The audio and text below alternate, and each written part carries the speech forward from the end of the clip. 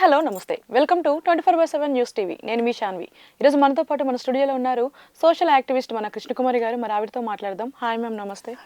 ఎలా ఉన్నారు మ్యామ్? బాగున్నాను మ్యామ్, ఇప్పుడు చూసుకుంటే ఎక్కడ చూసినా ఆడపిల్లల మీద అఘాయిత్యాలు అనేవి ఎక్కువ కనిపిస్తున్నాయి. చిన్నని లేదు, పెద్దని లేదు, ముసలి అని లేదు. మరి రీసెంట్గా కూడా హైదరాబాద్లో ఒకే రోజు 2 రేప్ కేసులు జరిగినాయి. అసలు ఏం జరుగుతుంది? ఈ మధ్యకాలంలో చూసుకుంటే చాలా బాధాకరమైన విషయాలు జరుగుతున్నాయి. మన 2 రాష్ట్రాలనే కాదు, దేశం మొత్తం మీద జరుగుతున్నాయి. ఈ అత్యాచారాలకు వెనకమాల సెల్ ఫోన్ కానీ, అలాగే మద్యం మత్తు కానీ, లేదు డ్రగ్స్, గంజాయి, ఇవి ఎక్కువగా కనిపిస్తున్నాయి. అవును. మరి ఈరోజు 2 సంఘటనలు చూసుకుంటే ఆమె బస్సు ఎక్కింది. ఇప్పుడు ఈ ఘటన చూస్తే నాకు నిర్భయ ఘటన గుర్తొస్తుంది. అవును, గుర్తొస్తుంది. మరి ఆమె ఒక్కటే ఉన్నాను అని చూసుకున్నప్పుడైనా సరే, మరి పాసింజర్లు అందరూ దిగిపోతారని తెలియదు. బస్ టికెట్ అప్పటికే కొనేసుకుని ఉంటుంది.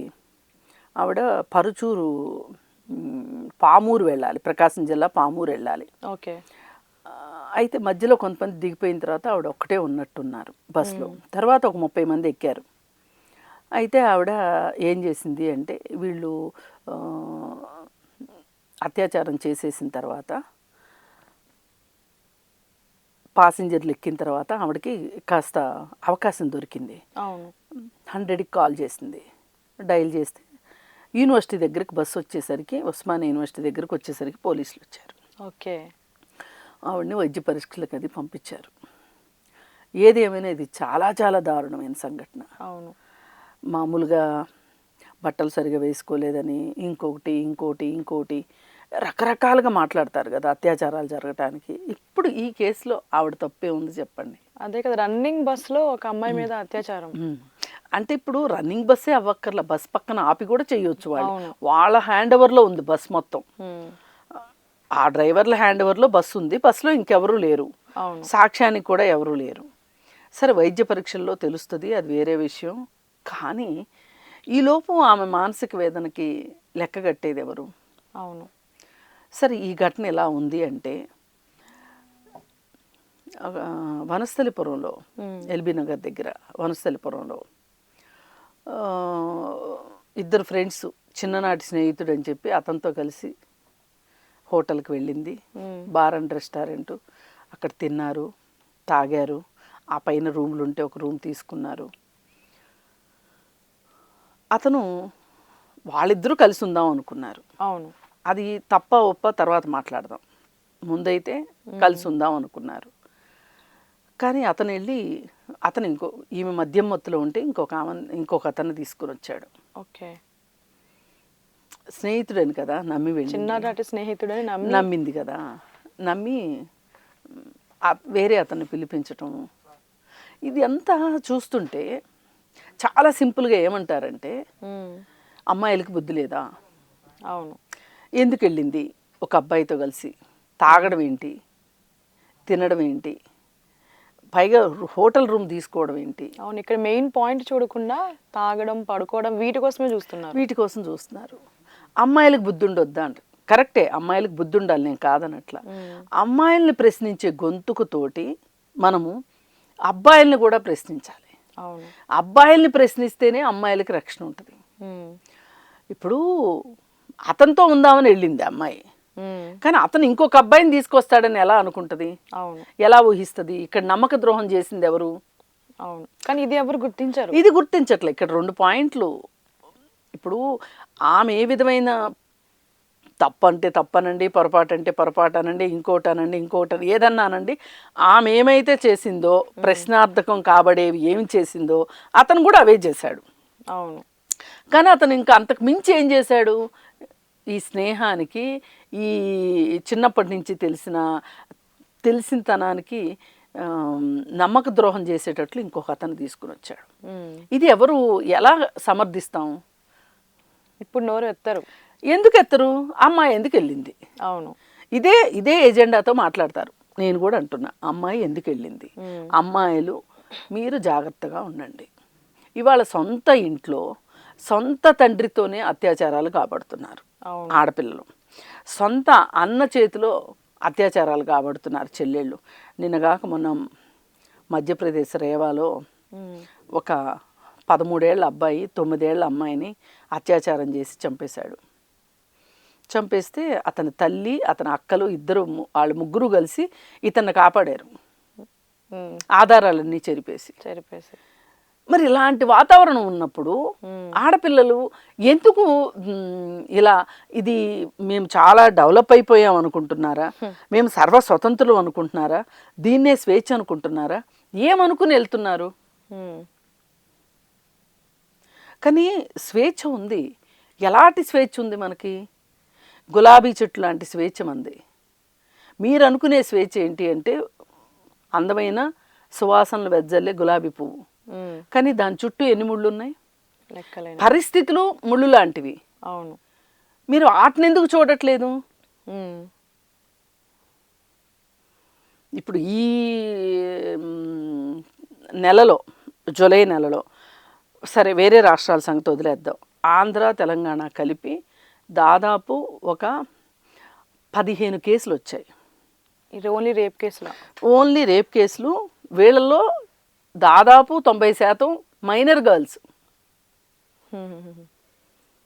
మైనర్ గర్ల్స్ ఇక్కడ మనం మాట్లాడుకోవాల్సింది మైనర్ గర్ల్స్. పైగా అత్యాచారం చేసిన వాళ్ళు కూడా చాలామంది మైనర్స్.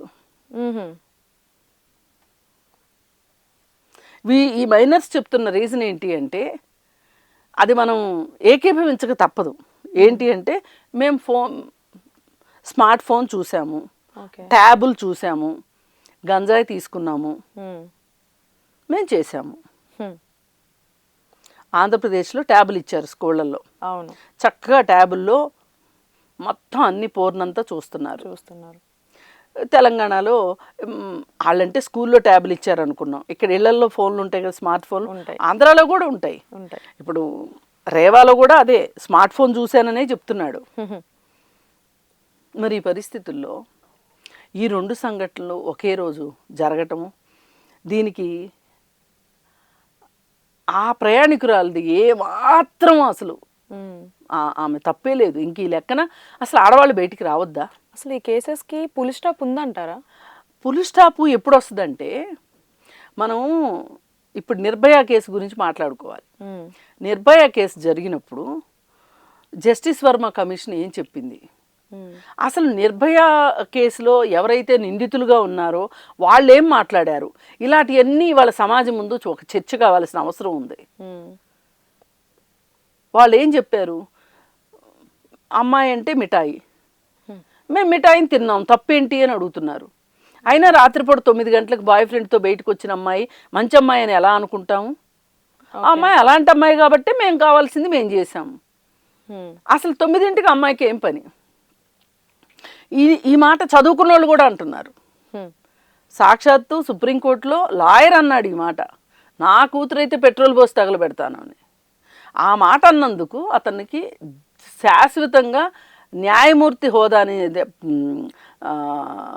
వకీల్ హోదా నుంచి తప్పియాలి, అతన్ని క్యాన్సిల్ చేయాలి. అతని ఉంటాయి కదా, వాళ్ళకి నంబర్లు ఉంటాయి కదా, లైసెన్స్ నెంబర్లు ఉంటాయి కదా, క్యాన్సిల్ చేసేయాలి. ఎలా మాట్లాడతాడు అలా? నువ్వు కావాలంటే నీ క్లయింట్ని రక్షించుకోవాలని చూడు, నేను ఎవరు కాదనరు. కానీ నువ్వు రూల్స్ చెప్తానంటే ఎట్లా? వాళ్ళు చేసిన దాన్ని వాళ్ళు చెయ్యలేదని చెప్పు, లేదా ఇంకొకటి చెప్పు, వాళ్ళు చేస్తారు, చేస్తే తప్పేంటి అని మాట్లాడడం ఏంటి? అవును, ఇది ఒక లాయర్ మాట్లాడాల్సిందేనా? ఇలా ఉంది మన అవగాహన స్థాయి, ఇలా ఉంది. మరి ఇలాంటి అవగాహనలు ఉన్నప్పుడు సమాజంలో ఎలాంటివి జరగకుండా ఎలాంటివి జరుగుతాయి?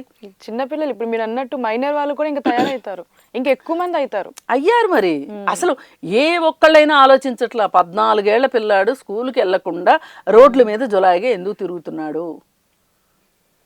ఎవరైనా 14 ఏళ్ల వరకు నిర్బంధ విద్యా విధానం ఉంది మనకి. 14 సంవత్సరాల లోపు కూడా స్కూల్కి వెళ్ళట్లేదు కదా, మరి వాళ్ళ సంగతి ఏంటి? ఎందుకు మనం పట్టించుకోవట్లేదు? ఈ నిర్బంధ విద్యా విధానాన్ని 14 ఏళ్ళు కాదు 18 ఏళ్ళు చేయండి. 18 ఏళ్ళు చదువుకోవాల్సిందే. చట్టంలో అవసరమైతే మార్పులు చేయండి. ఎవరైతే స్కూల్ మానేస్తున్నారో వాళ్ళ గురించి తీయండి, అసలు ఆరా తీయండి. ఇప్పుడు ప్రభుత్వం తలుచుకుంటే ఎంతండి, మీరు నేను ఏమి చేయలేము ఇలా మాట్లాడడం తప్పితే.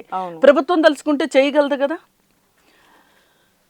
మరి ఈ ఘటనలు రెండు కూడా, ఈ హోటల్ ఘటన కావచ్చు, ఇది కావచ్చు, ఇప్పుడు ఆ హోటల్ ఘటన గురించి మన సోషల్ మీడియాలో వస్తుంటే కింద చాలా కామెంట్స్ పెడుతున్నారు.